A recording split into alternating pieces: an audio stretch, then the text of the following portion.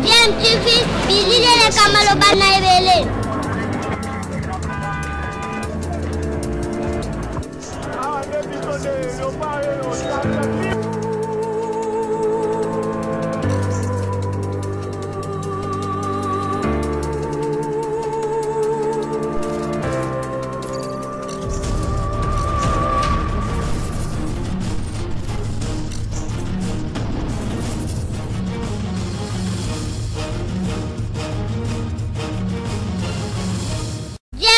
Toujours en avant. Landia DMTV mbote nabino esengweza toujours na ngambo na biso po toyebi ke boza ebele o boza kolanda chaîne YouTube nabino DMTV o to proposaka nabino masolo ya actualité topé to propose à Nabino également analyse na réflexion sur actualité bien sûr mais fait socio pena réalité ndenge tozo kutana nango na mboka na biso. Actualité est toujours dominée par gouvernement yaba warriors, gouvernement yaba guerrier o ya sama lukonde peuple azelaki boyebiti finalement gouvernement wana eza formé et sengeli sikoyo ko passer na investiture ya gouvernement wana dans un premier temps to kaki ki investiture ko salema à jeudi, mais tous allez qu'on sous information comme quoi et longue jeudi et commandé vendredi. Et donc en attendant bien sûr toye baso qui va investir effectivement au gouvernement pour nous zali pour député au bazala qui pétitionnaire au bango ba moninde ba initié qui bataille wana pona ko quoi sa majorité au niveau à parlement bazali ya ko sepelate ba monique bango ba sepelisi pena bango te ba relever ba injustice ebele na formation au gouvernement on a aussi bien sur le plan géopolitique, hein, mais bah, constater que bateau belé au bazali na kati gouvernement na bazali na nationalité douteuse. On a partagé na bino analyse et réflexion. Il y a un opposant na régime il y a Félix Antoine Tshisekedi et à petit point de vue na par rapport au gouvernement où il y a Sama Lukonde est-ce que peuple a cause la anini par rapport au gouvernement où mais sali les bisope moi ba révélation na évité ceux qui sérieux ezali na degré ni na makambo à lobby mais na Monique ezali loko koyi quand même ko intéressé pe bino to kabola makanisi par rapport na ba propos y a tenir. Ensuite nous allons nous retrouver pour te placer pe moi mot et puis te conclure le son. Je rappelle que vous allez kolanda toujours chaîne YouTube na bino DMTV ceux qui bozana no abonné te bo mi abonné na chaîne Oyobobo ça na pété ko activer notification en cliquant sur la petite cloche au bokomo na ko apparaître dès que vous mi abonné parce que ko permettre na bino bo rater les sous-soutés ba prochaine vidéo te mettre en ligne pour na bino. Alors suivant cet extrait nous nous retrouvons bien sûr tout de suite après. Mais Moutounes Ezali, actualité oblige, gouvernement des warriors et Bimi, quels sont les défis il y a gouvernement? Merci beaucoup. Je crois que les gouvernements des warriors, Binon de Bolo Bayango,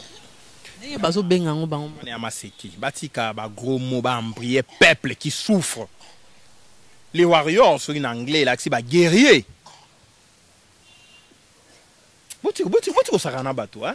Et puis, on a suspecté ça. Sincèrement parlant. On a déjà faut enquêter sur l'origine. Comment on le gouvernement 2 mois. 2 mois de préparer le gouvernement pour présenter Bisso que les Rwandais. Rwandais mais qui est dans le gouvernement. Chilomba nommé Rwandais dans le gouvernement. Peuple fongo la mission mboke kei. Même la base il des personnes non. Même papa Tshisekedi va coûter na Mobutu. Mobutu a simbi bien autant moi non ça na Congo. C'est pas possible. 2 mois pour mettre ce gouvernement, rien qui est dans Grand Kivu. Suivez-moi très bien. Rien qui est dans Grand Kivu. 13 ministres. 13. Na 13 ministres na Grand Kivu. 6 Rwandais. Banya Rwanda. Autant il n'y a pas un mapping. Au moins, on a une armée patriotique rwandaise. À côté AFDEL. AFDEL, FRDC. RCD. RCD, FRDC. Bah bombarder. Pouf, ministre d'État. N'a pas un mapping. Au Taliboé. C'est pas possible. Oyo Tata a créé un concept de Banyamulenge. Vers les années 70. Bah, il manipulait un étudiant là à salité fausse thèse. Que les Banyamulenge sont les Tutsis congolais. na 76 ba créer néologisme Banyamulenge. Moi nanae fils aîné ba bombarder ministre. Pouf, Alexis Gisaro. Ministre na Congo entre guillemets, à Congolais, c'est notre Chilombo, Banyamulenge Baba Congolais, alors qu'on a Londres, problème est alité, mais la nature nous enseigne. Ton dimi na biso, hein? Il dépêche comme ça, on va Congolais. Ok, tu as autant de débat na binoté. Mais bah nommer Congolais ministre fait na Rwanda. C'est pas possible. Na Giseni, fête. Na Kigali, fête. Il y a des Congolais na Rwanda, hein? Bah mettre Nico awawa fête ya kosakanate ba bimisi ba mbunda. Bako yemba na Kinyarwanda. Bako loba oh to zui les travaux publics, to zui agriculture, ba otaka ba ministère ba zui, to zui défense au Congo et lobikuna to ko zwa minembwe eta ba zo yemba na Rwanda ba pandi champagne. Oui bi na iboti na ba image. Ils m'ont envoyé les images. Non bi mon Dieu. 2 mois pour ba lukaka ba Rwandais ba zawapi. Donc gouvernement des warriors et l'axe de gouvernement des Rwandais. Non, mon Dieu. Bah nommer moto, bah pesi bango ba certain clé. Les Rwandais bah na besoin ma belé. Bah na besoin ba travaux, bah na besoin ba aéroport et Salema. Travaux publics, bourgeois. Quand il faut construire les aéroports, ils en ont 4 gars. Programme à gouvernement. Vous comprenez? Donc gouvernement des warriors construit les infrastructures d'accueil. Il y a nouveaux États dans l'Est. Ils vont construire les aéroports. Ouganda va financer autoroute entre Ouganda et Kivu. Et que ça, le ministère des Travaux publics. Qui est ministre des Travaux publics? Alexis Gisaro. Qatar a opéré sa mongo pour travailler ça. Donc, Kinshasa finance les infrastructures d'accueil pour la viabilité des nouveaux États à naître. Et nous sommes des esprits éclairés. Et nous sommes là, vous avez les gens à Kinshasa qui applaudissent le gouvernement Sama. C'est le gouvernement par lequel le mal va arriver. Parce que comme la phase à Souka, avant de créer les États, il faut avoir les infrastructures d'accueil, les aéroports, les ports, les hôpitaux, les universités, les routes. Ce sont les travaux publics, non? Et les infrastructures. Si vous avez nani, vous avez Moutoyo, ndekona mwasi amenasaki Denis Mukwege de mort. Et nous sommes là, Bobi gouvernement des warriors, mais en réalité, warriors, il a accès à guerriers. Les guerriers, pris dans un sens assez stéréotypé, je dirais même dans un sens figuré, il a ici gouvernement réellement des guerriers, mais ces guerriers sont les Banyarwanda. Pour eux, ils travailleront pour l'intérêt du Rwanda. Il y a ce qu'on appelle la communication politique et la communication des guerres, la communication des masses. Donc, Sama ne s'adresse pas à la Congolais. Tant que le gouvernement des warriors, le gouvernement des guerriers, les guerriers sont les Banyarwanda. Zolanda. C'est un code. Oh, Sama Pesi, Kagame a Pesi Museveni, gouvernement à guerre. Warrior, il y a un mot guerre. Hein? La guerre, war. En anglais, non, war. Et où tu as guerre. Donc, prochaine guerre, c'est guerre à Minembwe. Guerre à balkanisation au Congo. On met un gouvernement où il perd des guerres. Au profit, il y a des warriors. Les warriors sont les Banyarwanda, sont les Tutsis. Oh, bah, côté armée, bah, côté gouvernement, bah, côté parlement. Donc, en réalité, les codes de Pessamike, il faut pas bundisa Congo et Katana. Et ça, malobi yango. Yo, bino ba intellectuel, bozo ka moi lenge warrior. Mais en réalité, il y a li bitumba contre unité à Congo.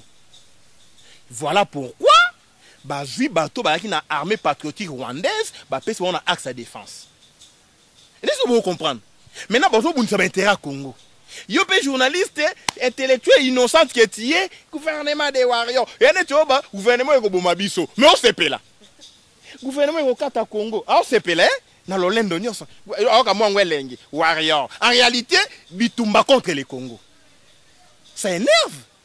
Et Sama malin qu'il est, il vous a eu. Il vous a eu. Imaginez-vous un seul instant. Gouvernement des warriors. Bossali gouvernement. Tant que vous avez parlement, quand vous avez fait le ceux qui va député, vous avez conscience. Parce que mon travail, c'est aussi de sensibiliser les Congolais normaux partout. Si les députés ont eu conscience, 138 députés sont les pétitionnaires. Il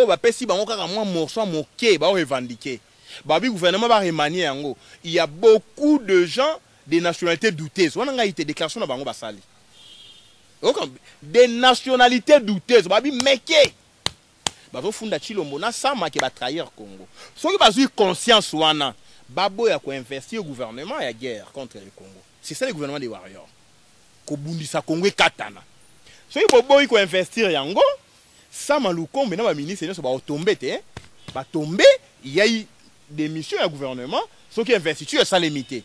Sikoyo na yoki bazo pomo la banque centrale, bazo bimisa mbongo, ba pesa ba député mbongo pour investir au gouvernement. Monter à souk à $15,000 par député.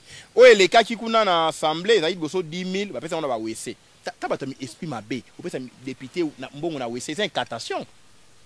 Il y a une domination. Donc bref, le peuple, tout font la mission.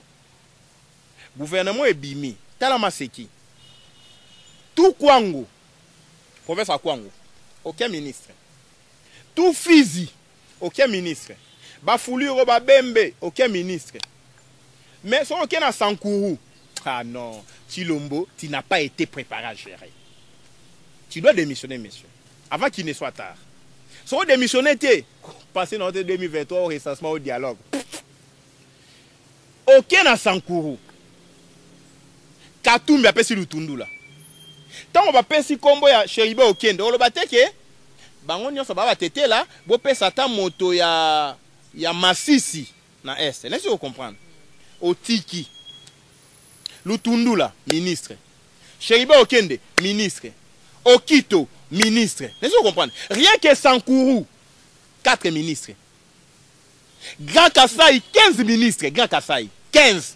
Voilà, nous sommes de retour. Boti Kolandawana à Maître Nico Mayengele. Jadis, Azalaki Kosepela Babenga et Franck Diongo Junior. Mais depuis Kobima Franck Diongo Junior, Seigneur Toloba, na prison, suite, bien sûr, na faveur au Félix Antoine Tshisekedi Tshilombo Sala qui est Bazali, le sous na Kotala Makamundenge Moko Vision, Zesundenge Moko na Franck Diongo Teye, Atikala na Mupandi à la Muka, Pe la Muka Angosu Lokola et Mwangani, Wenge se Panzana, Atikali Nangambu, ya Martin Fayulu. Donc, dans l'opposition radicale, au Ezali, Nakati ya Lingomba, na ya Union Sacrée, Union Sacrée, pa Iwapi, mentor na ye Franck Diongo, Azali, Nakati, même si Batebele, Bazali, Kosekaye, Balobi, qui a joué poste T, je ne sais pas sur Franck Diongo Azala qui demandeur, mais bien évidemment, un politicien, objectif n'a pas fini chez Zalaka, toujours à conquérir, peut pouvoir, à Zouapé Bokondi, puis à Sal et la Baïdo, à Zalakanayango, Ponamboka, nous l'espérons. Bolandi, Nico Mayenge, la saliba révélation est belée, yé Nakati, ya gouvernement Samalukonde a décelé présence, ya ba étranger, et belé notamment, ba Rwandais, eza Malobanae, ezali Malobanabi sauté, mais c'est vrai, Kazali, yé mokoto, azali kokanisa lolenge, wana, et belé, ya ba Toubazali, kolobana sans wana, mais ça toujours débat moko qui revient à chaque fois. Qui est Banyamulenge congolais, qui est Banyamulenge Azar Rwandais, mais il est vrai que problématique wana ya muto Azar Munyamulenge Azar Rwandais za ko se poser parce que tozui bakalo kola ya Babosco Tanganda au biso toyeba que c'est un général congolais azo combattre na Congo mais tanga ki na CPI comme maramususu donc sengeli quand même toko la prudent mais c'est un problème où ezali ya kozwa la légèreté ezali problème moko assez sérieux. Je pense qu'il faudrait qu'on travaille dans la durée hein, pour éradiquer problème au wana et qu'on soit pas solution dans nzela ya mibeko pe na volonté politique ce qui effectivement tolingi to régler question wana une fois pour toutes mais c'est une question on doit se le dire une question très sensible. Alors à soulever problématique les sous-sukara ya balkanisation en mboka na biso qui va passer selon yé par gouvernement Samalukonde azomona Kazali déjà qu'on préparer li ya balkanisation pour la République démocratique du Congo. Êtes-vous d'accord avec cette façon de voir les choses? Je ne sais pas. Comment pourrez-vous comprendre que un président qui soit originaire originaire du centre du pays, à Coca-Cola, Oyo, Parki, balkanisation, Mboko, Ekoya, ce sont vraiment questions Tokoki commis posées. Hein. Moi, Makasi, Pe, Kosala, moi, Mituna Biso, vertige, ça, la paix, passe. Mais en tous les cas, gouvernement Samalukon des Anna nous investit, nous attendons investir, Yango, Peto, juger, Bango, Namusala, Ndenge, Bakosala. Je pense que cette façon de faire, Ndeko, Salamala, Mingi, Tokoye, Baki, Rwandais, Namusala, Neazosala, je veux dire, étranger, parce que Willy Bakonga, Oyo, Bakangi, na Brazzaville, avec 2 millions de dollars, Azalaki, ministre, il y a enseignement primaire, secondaire, P technique, et PST, à Kimi, alors qu'il y a à mettre à mal le programme, il y a gratuité, à préférer à bon, tout présumé, hein, tout ça en gros, parce que Aza jugé, te condamné, mais l'autre, Bazali, ko funda, nango, yo, justice, Zali, ko lukelae, Zali, Bazali, ko soupçonné, ka détourné, Bambongo, notamment, où Zala qui destiné, na gratuité. Gratuité, on est à Poba, na base enseignement de base, vous imaginez. Ce n'est pas un Rwandais, il est congolais de père et de mère, il est de l'Équateur, hein, l'ancien grand Équateur. Donc, Tokokika Kate Komonaka, le mal congolais, pas étranger, quand de nous-mêmes à l'intérieur, Tozali Komissa, la Lissousoumabe, je pense que, et c'est recadrer débat Nabiso, quel est le vrai problème? Vous n'allez pas reprocher à un Rwandais de chercher des solutions dans son pays ou à l'extérieur de son pays pour l'Ambokanaye. Hein, c'est à nous de nous montrer forts, c'est à nous de nous montrer unis, tout là que ça peut que Tolingi réellement, Mboka Oyo, Petoyeba, Kobengana, Onyo, surtout à l'étranger, Zolinga, Kozwa, richesse Nabiso, sans autorisation Nabiso. Donc vous n'allez pas reprocher à un étranger, Zolka bien être Mbokanaye, à Kendekolukango, Namboka Msusu, Namakasi ou pas, c'est à vous d'être fort et de le chasser le cas échéant. Donc, Toriko la bongo te poso to somo na baka lokola ya bawili bakonga ils allaient vraiment couper sabiso pas si paiement. Alors je ne sais pas point de vue na bino sur les années en tout cas sur za na vie na yo moni koko partager ngona biso ko hésiter te ko tika la biso ngona commentaire to komi na suka na moi réflexion muketo ngaki to partager na bino so bo sepeli bo tika la biso un maximum de j'aime hein bo liker vidéo oyo bo ça na pété s'il vous plaît commis abonner na chaîne osoki bozana na abonner te en vous abonnant, vous remontez une petite cloche qui va apparaître, activez la notification en cliquant dessus parce qu'elle va vous permettre de ne plus rien manquer des prochaines vidéos que nous allons vous proposer. Encore une fois, merci Nabino, nous espérons vous retrouver très bientôt avec un autre sujet d'actualité. En attendant, portez-vous bien et DMTV vous dit au revoir.